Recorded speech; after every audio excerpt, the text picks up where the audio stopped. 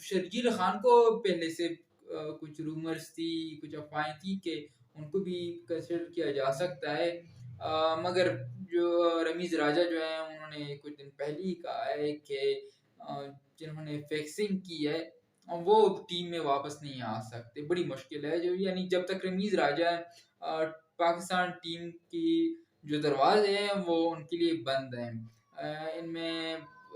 یعنی شرجیل جو ہے، محمد عامر، اور محمد عامر جو ہے وہ پہلے تو وہ بہانہ بنا رہے تھے کہ وقار یونس اور مصباح الحق کے ساتھ میں کام نہیں کر سکتا،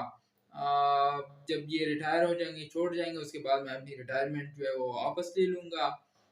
مگر اب جو ہے وہ دوسرے بہانے بنا رہے ہیں۔ گزشتہ روز انہوں نے ایک ٹویٹ کی کہ پاکستان ٹیم کی سلیکشن جو ہے وہ ابھی بھی اس بیس پہ ہوتی ہے کہ 2-3 تیرے 2-3 میرے، بس ٹیم سلیکٹ ہو گئی۔